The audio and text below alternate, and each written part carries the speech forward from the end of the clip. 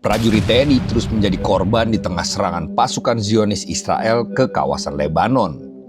Belum selesai duka atas meninggalnya 3 prajurit TNI akibat proyektil tank Israel, kini pasukan perdamaian asal Indonesia disebut kembali mengalami luka-luka.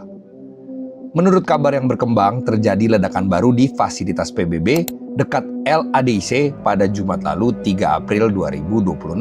Menurut juru bicara Unifil Candice Ardiel, 3 prajurit TNI mengalami luka-luka, bahkan 2 harus dilarikan ke rumah sakit setelah mengalami luka serius.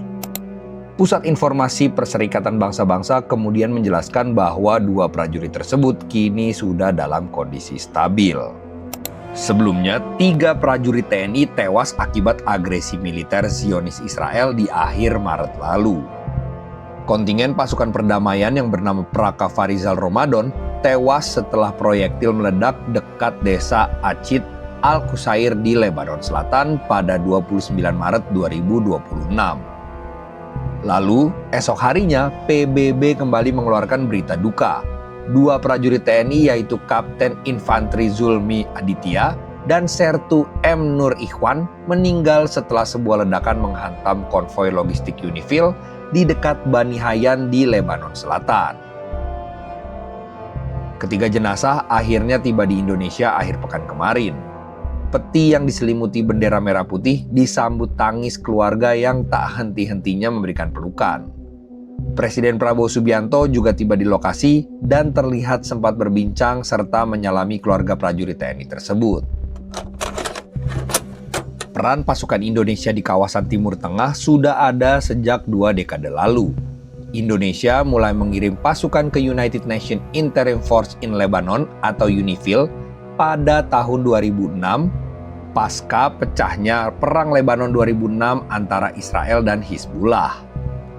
Konflik tersebut menghancurkan sebagian besar Lebanon Selatan dan memaksa komunitas internasional turun tangan melalui resolusi Dewan Keamanan PBB 1701. Indonesia yang sejak era Soekarno telah mengusung politik luar negeri bebas aktif, melihat ini sebagai panggilan moral sekaligus strategis. Kontingen Indonesia dikenal dengan nama Satgas Garuda atau KONGA, dan sejak awal ditempatkan di wilayah rawan seperti Naqoura, Marjayum, dan Acit Al-Qusair, daerah yang berbatasan langsung dengan Israel. Dalam kerangka UNIFIL, tugas salah satu yang paling viral yaitu tahun 2020 lalu, ketika kendaraan IDF mendekati garis Blue Line tanpa koordinasi. Aksi prajurit TNI di bawah bendera PBB itu terekam dalam video yang disiarkan Lebanese Army dengan durasi 1 menit. Memperlihatkan sejumlah prajurit TNI dengan tenang menghadang tank Merkava Israel yang menerobos pagar pembatas kedua negara di wilayah Adisa, selatan Lebanon. Ketegangan ini diawali masuknya tank Merkava milik Israel Defense Force di wilayah Blue Line yang terpantau pasukan Lebanese Armed Force atau LAF yang sedang melakukan patroli. Pasukan perdamaian PBB dari Indonesia yang mendapatkan laporan langsung segera menuju ke lokasi dipimpin oleh Mayor Infantri Handi Wibowo selaku Komandan Kompi Alfa dengan kekuatan sekitar 23 orang. Pasukan TNI kemudian menempatkan diri di antara pasukan IDF dan tentara Lebanon dengan mengibarkan bendera PBB dan menghimbau agar tidak terjadi konfrontasi antar kedua angkatan bersenjata. Komandan Pasukan Misi Pasukan Perdamaian TNI Maijen TNI Victor Hasudungan Simatupang menegaskan langkah prajurit TNI menghadang tank Israel di Lebanon sudah sesuai standar operasional prosedur. Dan untungnya saat itu eskalasi tidak sampai berujung kontak senjata. 6 tahun berselang, konflik antara Israel dan Hizbullah kembali meledak.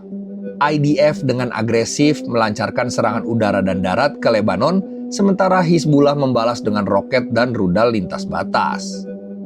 29 Maret, sebuah proyektil menghantam area dekat pos UNIFIL di Acit Al-Qusair. 1 prajurit Indonesia gugur ketika menjalani sholat Isya.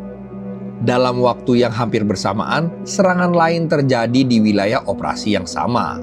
Situasi mulai jelas. Pasukan penjaga perdamaian kini tidak lagi aman. Sehari setelahnya, tragedi berlanjut. Sebuah kendaraan Unifil yang membawa pasukan Indonesia mengalami ledakan besar di dekat Bani Hayan. 2 prajurit kembali gugur. Korban luka bertambah. Investigasi awal PBB menyebut ledakan berasal dari perangkat di pinggir jalan atau serangan proyektil. Dalam 2 hari, Indonesia kehilangan 3 personel terbaiknya di misi perdamaian. Disinilah konflik narasi dimulai. Pemerintah Indonesia menyatakan serangan terjadi akibat situasi semakin berbahaya dipicu oleh operasi militer Israel di Lebanon. Namun, Israel memberikan versi berbeda. Dalam sidang di PBB, perwakilan Israel menyebut Hizbullah menggunakan area sekitar Unifil sebagai basis operasi, sehingga membahayakan pasukan penjaga perdamaian. Israel bahkan menegaskan mereka tidak bertanggung jawab langsung atas ledakan dan menyalahkan aktivitas militan di sekitar posisi Unifil. Di New York, Indonesia tidak tinggal diam. Melalui perwakilannya di Dewan Keamanan PBB, Indonesia mendesak investigasi internasional independen, menolak segala alasan yang diberikan Israel, menuntut jaminan keamanan bagi pasukan penjaga perdamaian. Bahkan Indonesia secara resmi meminta Dewan Keamanan menyelidiki serangan terhadap pasukan Unifil sebagai pelanggaran serius hukum internasional. Nada diplomatiknya jelas, ini bukan sekedar insiden militer. Ini adalah ancaman terhadap sistem perdamaian global. PBB menyebut serangan terhadap pasukan penjaga perdamaian sebagai tidak dapat diterima dan berpotensi kejahatan perang. Unifil sendiri mengakui bahwa pos mereka sering berada di dekat titik serangan. Pasukan mereka kini berada di garis tembak konflik aktif. Dan untuk pertama kalinya dalam beberapa tahun terakhir, misi penjagaan perdamaian ini dipertanyakan keberlanjutannya. Di Lebanon Selatan, situasinya jauh lebih brutal. Tidak ada ruang aman. Roket jatuh dekat pos PBB. Artileri melintas di atas kepala pasukan. Drone mengawasi setiap pergerakan. Dan di tengah semua itu, pasukan Indonesia tetap menjalankan mandatnya. Tidak membalas, tidak menyerang, hanya bertahan. Maret 2026 mengubah segalanya. Dari misi penjagaan perdamaian menjadi misi bertahan hidup. Dan dunia diingatkan akan satu hal. Bahkan di bawah bendera PBB, tidak semua peluru bisa dihentikan oleh netralitas. Namun, satu hal tetap berdiri. Pasukan Indonesia tidak mundur. Mereka tetap di sana, di antara perang, berusaha menjaga dunia agar tidak jatuh lebih dalam.